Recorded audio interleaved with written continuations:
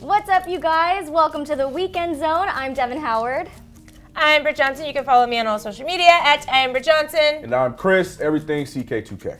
Oh yeah, and I'm Devin Howard on Instagram. Forgot all about that, but we are bringing back the Weekend Zone, and I'm excited about it. This is my first time doing a Weekend Zone, so we'll see how it goes. Thank you, guys. Okay, so let's start off by talking about Maurkice Pouncey and the Instagram rant that he did about the new CBA deal. Went in. Yeah, he really did. He was super upset about it. He said that he would even go so far as to help out young players with their rent money if they needed it. He called on league veterans to stand up for what's right. Let's roll a clip of what he says here really quickly. Man, this so crazy, man. I vote no. That our NFLPA, the dudes at the top, the leaders, man, that all bullshit. That they ain't looking out for the best of the players. And if y'all want my vote, the Pouncey twins vote no. And if any player, any one of our teams, if y'all hurt for rent money or anything while we go through this lockout, call us. Man, we got way more money than what they had back in the days. We ain't got to worry about that. All the vets on each team stand the up. Stand up. Show these guys that we care about them. Man, I care about all you young players, and I love you guys to death. I ain't gonna let y'all down. Trust and believe. They trying to sign a bullshit-ass deal just so these motherfuckers sitting there president can go around and smile and say, I got something done. You ain't get shit done. I mean, I find the whole deal to be a little bit confusing. Britt, I feel like you're an expert on this. Yeah, Britt's ready. I know that. Why don't you kind of take it away with this one, because it's hard to know what's the right choice And it's still here. relatively new, so yeah. Yeah. The last CBA was very unsuccessful for the NFL players. They tried to have a lockout. It was 132 days long, but it was unsuccessful because some of the young players didn't have enough money to continue on without working, you know what I mean? So they kind of gave in to what the NFL team said and wanted on the agreement because they needed to work. So since 2017, Richard Sherman has actually been telling players, start saving your money now because we are going to almost for sure go into a lockout. So all the big players, obviously like Aaron Rodgers, JJ Watt, Sherman, all the guys that are like the top players are definitely against the CBA agreement right now. The younger players, however, are for it because they need money, you know? So obviously Pouncey is gonna come in and say we're gonna help some of these younger guys, but for every big guy, you're gonna have 30 players that are just average players. So it could possibly be that this CBA agreement goes through again because some of the young players want the money now. Like for minimum salary is gonna go up $90,000. Practice squad guys are gonna get an extra $10,000 a week. So these guys are like, whoa, this is a lot of money for me, you know? But for the guys that are already making tons of money, they see the bigger picture as far as lifetime insurance. They don't have that right now. MLB has a great lifetime insurance plan. If you do one at bat in the MLB, you have health insurance for the rest of your life. Oh, it's amazing. So the NFL wants to do stuff like that, but the younger guys aren't looking at the big picture. They're looking at like, I need $90,000 extra right now. So there's a lot of good things that are happening, but there's a lot of bad things too. Obviously, the 17-game addition is going to be huge because Emmanuel Sanders actually got traded mid-season last year, and so he actually played an entire season because the team he had already played for hadn't had their bye yet, and then when he went to the 49ers, they had already had their bye. So he actually experienced going a 17-game season, and he said it was horrible. Plus, they're going to, in addition, have another playoff added, a playoff game added.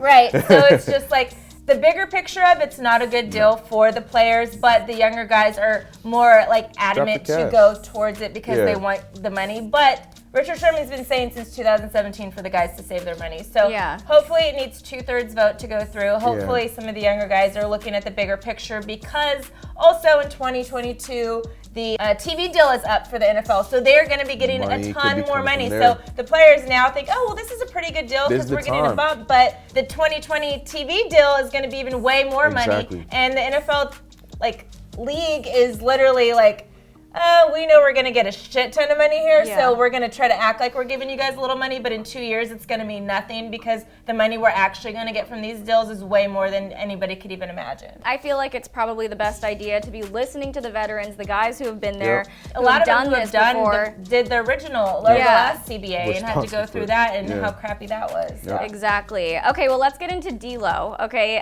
so he was moving on, switching gears right into the NBA. So So the Timberwolves were fined $25,000 for sitting a healthy D'Lo. They're the first team to be fined for this before. Yeah. Honestly, I'm a little bit confused by it because there are a lot of teams who are practicing load management. Devin, don't be confused, because I'm just saying the T-Wolves have the same record as my New York Knicks. They are 17-40. They're not going to the playoffs. They're not doing anything, so they deserve that fine. And that's the other thing I heard your boy Matt Barnes say too. Like, that's such a ticky-tack fine. Anyways, 20. It's not going towards D'Angelo Russell. Yeah. It's going towards the team.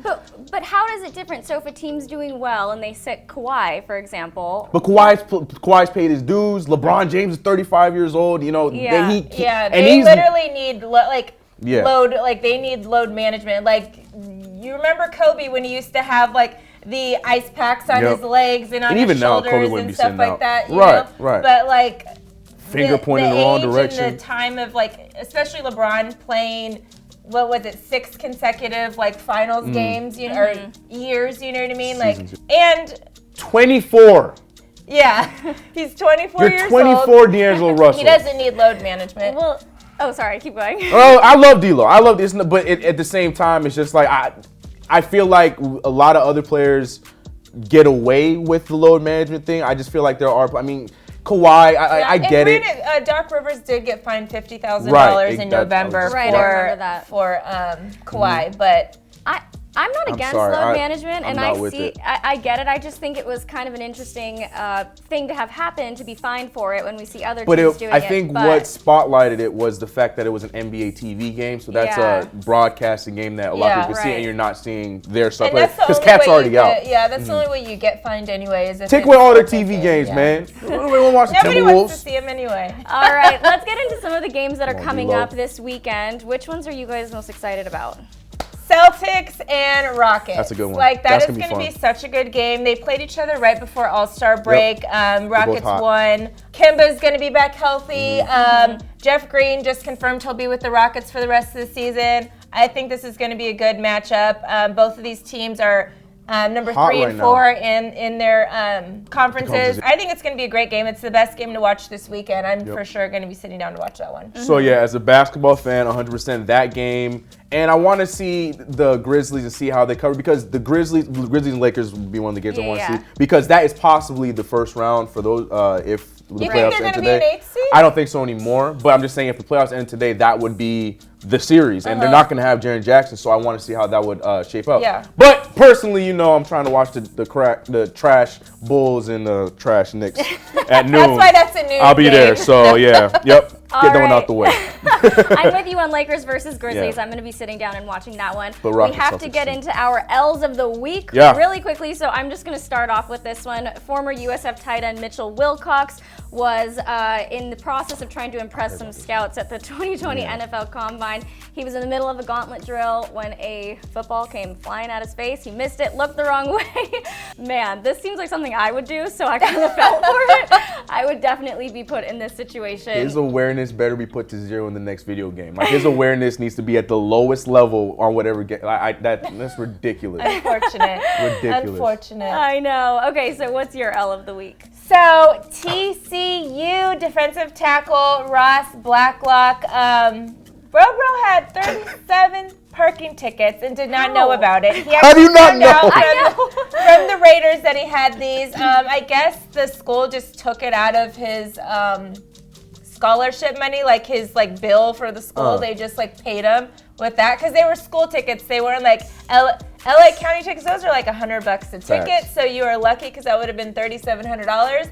But I'm sure they were $20, $15 tickets because they were school tickets. But 37 parking tickets. Where is he parking? I know. And why are you not learning from your mistakes? I worked yesterday, whatever. How did he not know he had them? Is he just look at somebody's asking for an autograph on my windshield. I guess I'll sign this, whatever. Yeah. 37, that's crazy. Yeah, I mean, I'm glad. I guess he said that was the worst thing in his record. He's pretty clean after that. Yeah. So I guess that's okay. The Raiders are that's not bad. We could probably draft you. There's always this something. Go ahead, TCU, for paying for his tickets, I guess, whatever. My L goes to the man that we've been tearing up all week on our live shows. It goes to Deontay Wilder. Now, There's footage being brought up of his interview with Joe Rogan talking about previous to the first fight, in training camp, he would wear a 45-pound vest to prepare himself for the fight, saying that it would give him the leverage he needed. It'll keep him light when he's in the ring. I wear a 45-pound